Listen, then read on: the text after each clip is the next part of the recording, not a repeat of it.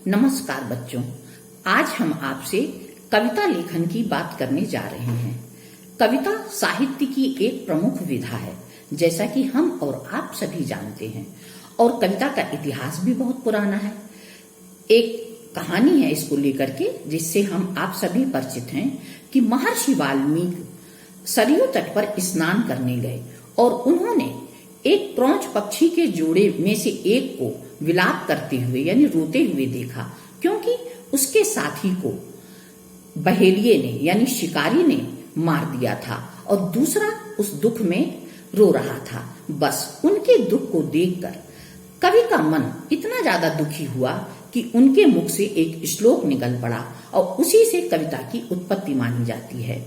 महाकवि सुमित्रानंदन पंत ने इस विषय में कहा भी है, वियोगी होगा पहला कवि, आह से निकला होगा गान, उमड़ कर आंखों से चुपचाप बही होगी कविता अनजान। तो बच्चों, इस प्रकार कविता की उत्पत्ति वियोग से मानी जाती है। और फिर कविता ने जो चलना शुरू किया, उसने जो अपनी राह बनाई, उस पर वो बढ़ती ही चली गई। महाकाव्यों की रचना हुई, फिर धीरे धीरे अनेकानेक ग्रंथों की रचना हुई, श्लोक, फिर कविता के विभिन्न रूप हमको देखने को मिलते हैं। और साथ में वियोग से चली कविता संयोग का भी एक बहुत ही सुंदर माध्यम बन गई। तो इस तरह से कविता की जो कहना चाहिए राह है, जो कविता की धारा है, वो प्रवाहित होती गई और बहती चली गई। और इस काव्य धारा में अनेक पुष्प हमको खिलते हुए दिखाई दिए। देशभक्ति के पुष्प कभी दिखाई दिए, कभी भक्ति के पुष्प दिखाई दिए, कभी संयोग के पुष्प और कभी वियोग के पुष्प।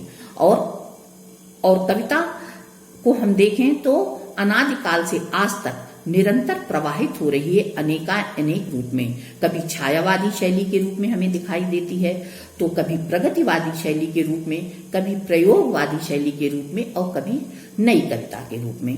तो इस तरह कविता का इतिहास तो मनोरम है ही। अब प्रश्न ये उठता है कि कविता को लिखने के संदर्भ में यानी कविता लेखन के लिए क्या मत है। तो कविता लेखन के लिए दो मत है। एक मत तो ये कहता है कि कविता हमारे भाव तत्व को जगाती है, ये हमारी संवेदनाओं की उपज है, इसलिए इसको लिखने का कोई तरीका नहीं है, किसी भी प्रकार से लिखी जा सकती है। जिस तरह अन्य कलाएं हैं साहित्य की, जैसे चित्रकला है, जैसे संगीत कला है, उस तरह काव्य कला को सिखाया नहीं जाता, क्योंकि ये हमारे मन से निकली हुई एक कला है और ये मनोभावों को अभिव्यक्त करती है। इसलिए इसके लिए कोई भी दर्शन नहीं है, कोई भी शास्त्र नहीं है जो काव्य कला को सिखा सके।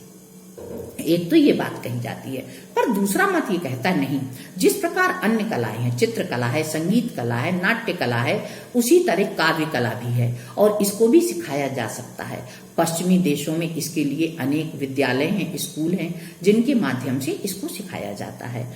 तो ये तो हुई बातें दो कि कविता के लिए दो मत हैं, कि इसको कुछ विद्वान मानते हैं कि नहीं, इसको स्वाभाविक प्रवृत्ति है मनुष्य की, ये वो मनुष्य के भावों को जगाती है, इसके लिए कोई दिशा निर्देश नहीं होता है। और दूसरी कहती है, दूसरा मत कहता है कि नहीं, इसको सिखाया जा सकता है। अब इसके साथ साथ हमको ये जानना है कि अगर हमको कविता लिखनी है तो हमें किन किन बातों का ध्यान रखना जरूरी है। कविता के वो प्रमुख घटक कौन कौन से हैं जिसके माध्यम से एक अच्छी कविता लिखी जा सकती है। तो पहले कविता के घटक में प्रमुख होता है शब्द, यानी शब्द और अर्थ का सुंदर संयोग जो होता है, उससे ही एक अच्छी कविता निर्मित होती है और इसी को हम सहित भाव कहते हैं। तो कविता का मूल आधार क्या है? शब्द। अब शब्द की सहायता से ही काव्य लेखन संभव हो सकता है। शब्द को सर्वोत्तम प्राथमिकता इसीलिए दी गई है, इसीलिए शब्द का उचित मेल होना आवश्यक है। और इसके साथ साथ कविता में बिंब की प्रमुख स्थान होता है, यानी जो मनोभाव हमारे मन में है, जिसको हम दर्शाना चाहते हैं, तो हम उसको कविता में इस तरह से दर्शाएं, इस तरह से बताएं कि वो चित्र हमारे आगे अंकित हो जाए। यानी कोई बात ऐसी जो हमें, जैसे प्रकृति का सुंदर वर्णन है, तो प्रकृति का ऐसा सुंदर वर्णन लिखे कवि अपने शब्दों के माध्यम से, अपनी भाषा के माध्यम से, कि वो चित्र हमारे सामने जो कवि कहना चाहता है वो पाठक के आंखों के सामने चित्रित हो जाए, और इसी को कहते हैं दृश्य बिंब या चाक्षुष बिंब, इसी को कहा जाता है। हमारी जो ज्ञानेंद्रियां हैं उसी के आधार पर बिंब निर्धारित होते हैं। इसी तरह कविता में अगर महक, खूबसूरत पुष्पों की बात हुई है और उसकी इस तरह से बात हो रही है कि जाने उसकी खुशबू का एहसास पाठक कर रहा है, तो उसी को कहते हैं घ्राण बिंब। तो इस प्रकार हमारे 5 बिंब माने गए हैं: दृश्य बिंब, श्रव्य बिंब, घ्राण बिंब, स्पर्श बिंब और स्वाद बिंब। यानी हम जो अनुभव करते हैं कविता के उस शब्दों के माध्यम से और उसको जिस तरह से चित्रित कर देता है कवि, तो वही बात हमारे सामने फिर आ जाती है शब्दों के माध्यम से, और हमारे दृश्य पटल पर, हमारे सोचने के ढंग पे, हमारे सुनने के ढंग में वो बात हमको प्रभावित करती रहती है। तो इस प्रकार बिंब का बहुत महत्वपूर्ण स्थान है कविता में। इसी को चित्रात्मक शैली कहते हैं कविता की, जिसमें कवि लिखता है। इसके अलावा छंदों की बहुत महत्वपूर्ण योगदान है कविता में।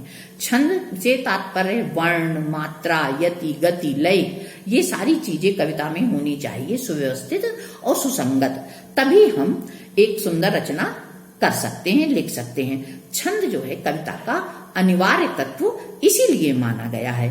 ये कविता में संगीतात्मकता प्रदान करते हैं। यानी संगीतात्मकता किसकी वजह से आती है? छंद की वजह से आती है। कविता को प्रवाह प्रदान करते हैं, कविता में गेयता आती है और कविता में माधुर्य आता है। तो ये सारी बातें छंद के माध्यम से होती हैं। तो इस प्रकार हमने देखा कि कविता के प्रमुख जो घटक होते हैं, कविता लिखते समय बच्चों हमें किन किन बातों का ध्यान रखना है। एक तो उसकी भाषा का, उसकी शैली, बिंब, छंद और अलंकार योजना। क्योंकि अलंकार जैसे 2 प्रकार के होते हैं, शब्दालंकार होता है और अर्थालंकार होता है। तो ये दोनों मिलकर के काव्य की सुंदरता को बढ़ाते हैं। और इनसे सबसे महत्वपूर्ण बात जो होती है वो रस। हर कविता में कोई ना कोई रस निहित होता है, क्योंकि रस तो काव्य की आत्मा है।